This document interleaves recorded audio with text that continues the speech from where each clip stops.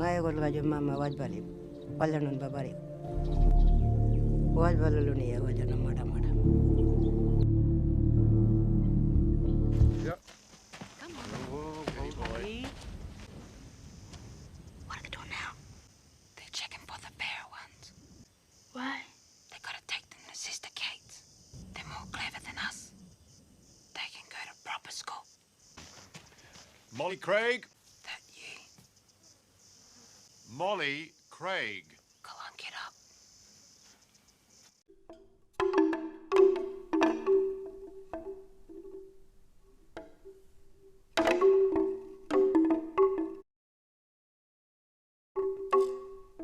Rabbit-Proof Fence is a 2002 drama. It tells the story of three young girls as they travel back home from the Australian government. Apparently, back in the day, the Australian government saw these biracial children who were half black or half Aboriginal and half white as half-caste children.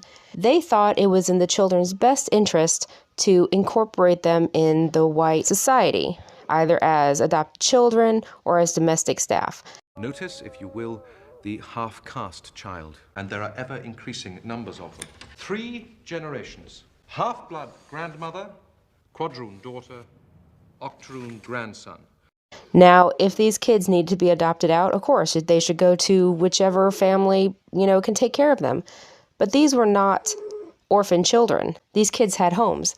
And this was actually a story that I was completely unaware of until I saw this movie years ago. The young Molly decides to lead her little sister and cousin in a daring escape from their internment camp. Now, they know that this rabbit-proof fence, which basically divided Australia, eventually would lead home. Where's your country? Down south. Our dad works there on the rabbit fence. How far does rabbit fence go to? Goes all the way to the sea down that way. Longest fence in the world. And all the way to the sea down that way. 1,500 miles long. Keeps the rabbits on that side of the fence. Keeps the farmland on this side of the fence. So they thought all we gotta do is follow this fence line and we'll be back home in no time.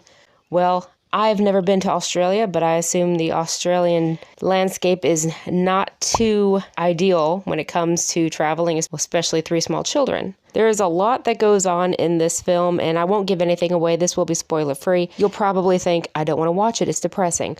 Well, yeah, of course. I mean, you just listen to what I told you. It's pretty depressing. They escape the internment, and they are being tracked down by this tracker who's also Aborigines.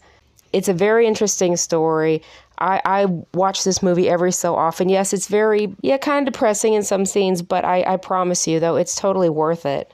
Molly's the oldest, so she kind of knows how to navigate the terrain. She was taught by her mother how to do certain things in their little village, so she just kind of takes over as the adult and tries to tell them to keep going and tell them what to do. And like I said, even though it can be kind of depressing in some scenes, it's not, because this is a strong young girl. She's like, I'm not staying. I'm going home.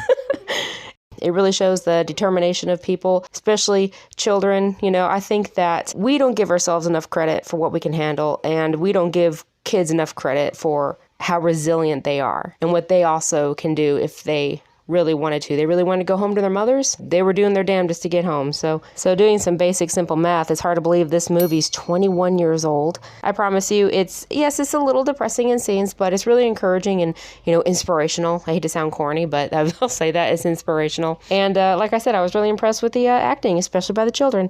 I hope this gave you a little bit of a suggestion for a movie that you may not have heard before. And if you have heard about it and if you've watched it, I would love to hear your opinion on it. So thank you so much for watching. I really appreciate it. Have a good day. Bye.